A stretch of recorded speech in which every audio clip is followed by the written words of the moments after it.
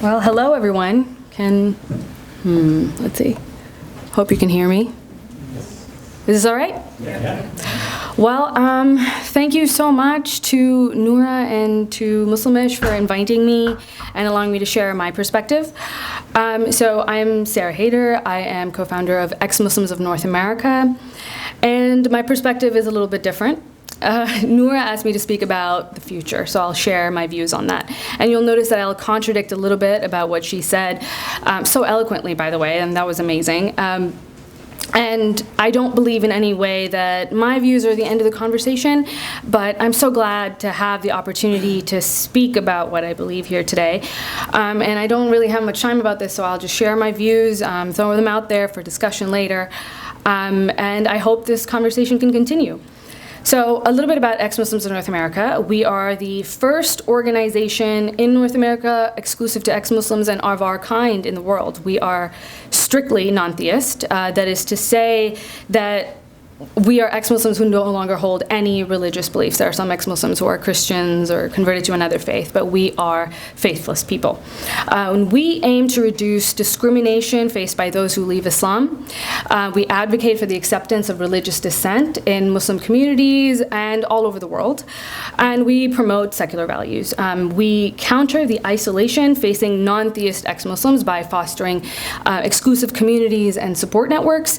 And we strive to amplify the voices of ex-Muslims and their experiences, and to stand against those who stifle the criticism of Islam.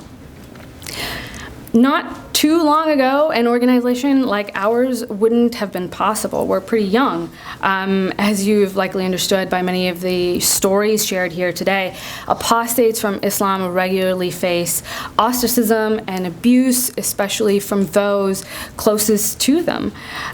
But today, ex-Muslims are coming out, apostates are speaking out, and we are growing.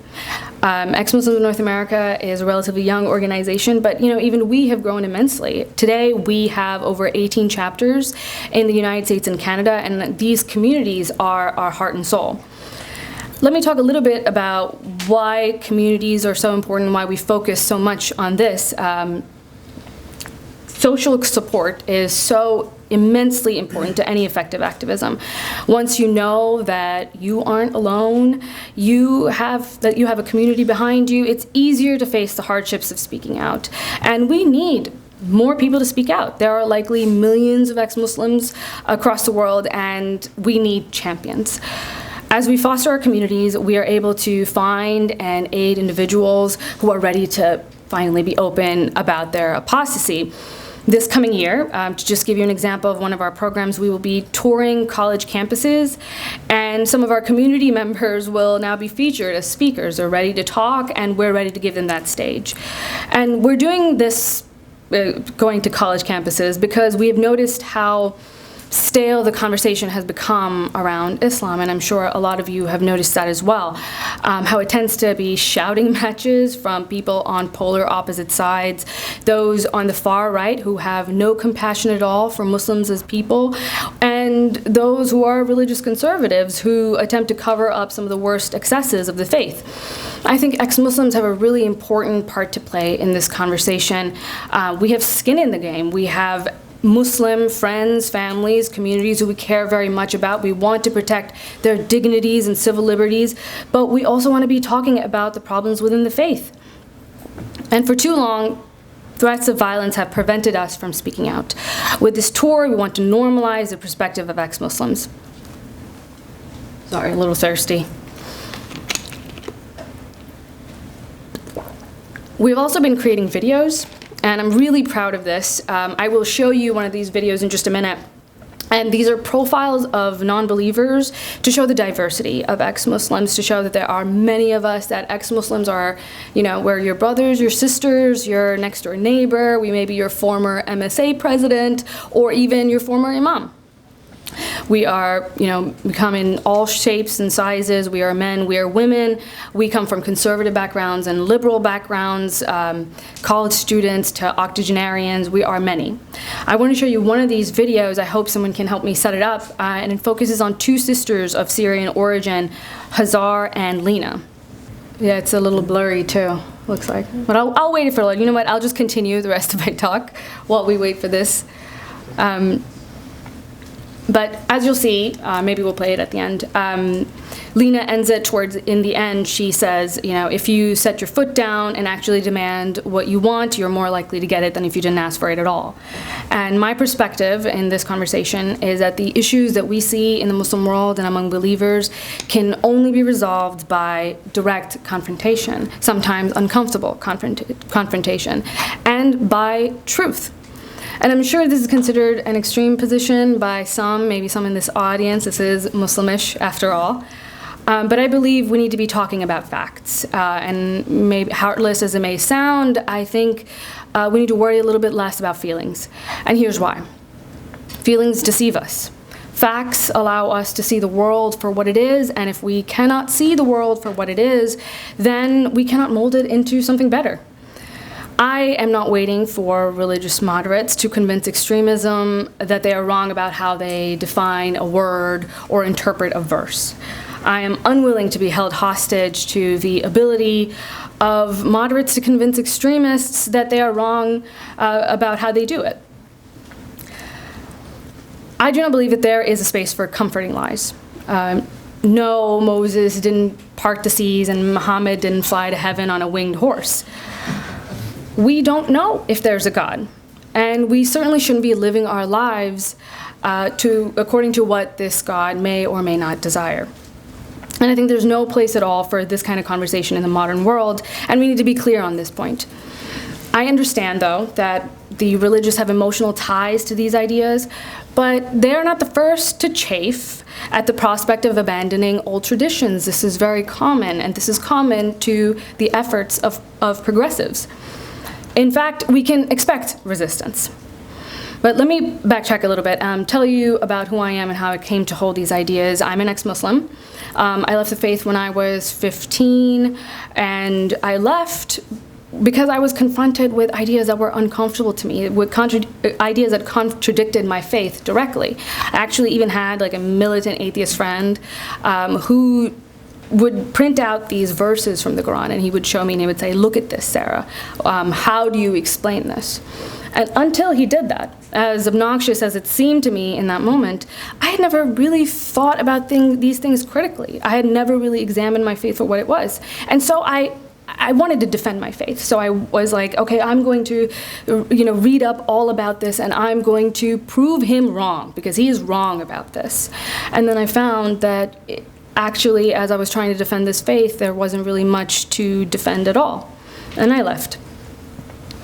And although I do see a lot of promise in the future of conversation, of collaboration and dialogue between ex-Muslims and Muslims, things like what the organization Muslimish is working towards, I think that it is immensely important to confront false ideas directly, and that we shouldn't shy away from this.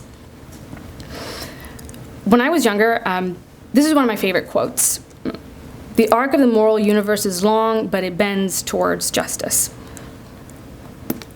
I don't know exactly who to attribute this to. I tried to look it up. That's what they said, but then I looked it up and said that there was a history behind it that was older than that. I don't know. Anyway, it's a beautiful quote. I love it. The arc of the moral universe is long, and it bends towards justice. And this is how I interpreted those words, that today may be dark, but tomorrow will be brighter, and the day after that will be brighter still. That this is a natural course of things. And these words helped me find solace in a chaotic world, and a world that maybe didn't seem to be moving in the right direction. I thought, well, in the long run, long run, we bend towards justice. This reassured me that morality and justice will prevail in the end. But there is a sense in which this phrase is misleading.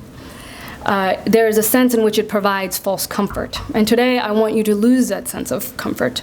This phrase implies that progress is inevitable. It isn't. It is earned. There's no invisible hand guiding us towards justice. It is the struggles of millions, many of whom will never be recognized, and their sacrifices will never be known. And it is due to them that we will achieve progress. Humanity isn't destined for anything, and certainly not a future that is any brighter than the present. The world is what we make of it, And if there is a brighter future, a more just future, a future free of superstition and bigotries based on medieval dogmas, then that future will be made possible only by the efforts of champions of justice and freedom. If there is an arc of the universe, a moral arc of the universe, it bends because we will it to bend. And it is we who decide that it will bend at all, and whether it will bend towards justice or injustice, towards a more compassionate or inhumanist world, or towards dogmatic cruelty, towards truth or towards comforting lies and superstitions. In this vein, I'm a little bit disappointed with the conversation around Islam and its focus on moderate Muslims. There's a controversy around this word, what does it mean to be a moderate? There's a lot of people who have been talking about this, and we look to find these moderate Muslims, the ones who will condemn the most extreme edges of their faith, the ones who are moderate in the way that the Western world conceives of the word moderate. But we find that sometimes they're not there, or at least they're not there in the numbers that we wish them to be. And if by moderate we mean average, actually, then the average Muslim in the world more closely resembles an evangelical Western conservative. In my opinion, moderates can be part of the problem, because the center, the place that the moderates occupy, is not at all where it should be in the Muslim world. Moderates will not lead us out of this. Moderates will not be the shield against radical theocrats. It is those who deny the claims of religious theocrats altogether who will lead the struggle. But I sense a shyness among people, both ex-Muslims and non-Muslims, who don't really know how to approach this issue, don't think this is the best way to talk about this. They don't want to upset anyone, they don't want to hurt feelings, and sometimes they just don't want to be called bigot by other progressives. But I want you to know that there is nothing comfortable at all about progress. There is no guarantee that those who fight for it won't be smeared. In fact, if you look at history, you'll find that those who push for any cause were the first to be smeared. The future is in the hands of those who are considered radicals in one way or another, not moderates. It is those who say enough, those who are tired for waiting for the right time, whatever it may be, to speak up for change, the ones who will face what may seem to be insurmountable odds. And they do seem insurmountable. I mean, I understand that. I look at those Pew polls that speak about the social attitudes of the Muslim world. I see how many large percentages of Muslims all across the world think people like me should be killed. And this is discouraging. I see lists of worst places to be a Muslim, and inevitably, there are many Muslim majority countries that are in that list. But looking at the extent of the problem shouldn't discourage us. It should strengthen our resolve, if anything. It should be undeniable when we take a look at it that the state of affairs is intolerable, that in some cases we have no room for negotiation, no room for meeting in the middle, when the middle in itself is inexcusable. There's no room for compromise between those that believe that they have a right to beat their wives and those who do not. There is no happy middle there.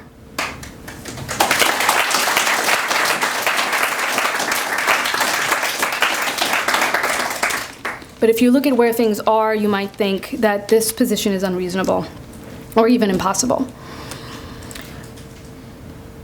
You may need hope, in fact. So let me give you a little bit. You can need to look no further than the truly numerous secularists and atheists all over the world who are standing up and risking everything to fight. These are people like Raif Badawi, Bangladeshi secularists who have decided that now is the time that they need to be talking about this. And if you want to find some courage, look no further than them. If they can stand up, given their odds, then we can stand up. So if I will lead you with just this, I know it's quite short, but we need to start talking about the truth. We need to start talking about facts, and we need to be uncompromising when we look at them. We shouldn't be ashamed of speaking about the reality of the situation. If we can start this, maybe? Yes. Yeah. So I'll leave you with this. And I hope you enjoyed these videos. If you've seen them, we have a YouTube channel, Ex-Muslims of North America. You can look it up and you can see all these videos. I'm extremely proud of them. I think they show the diversity of ex-Muslims all across the United States and Canada. And I think we need more of this, more people speaking up with a compassionate view towards Muslims, but also uncompromising in their opposition towards the faith. So let Lena and Hazar speak.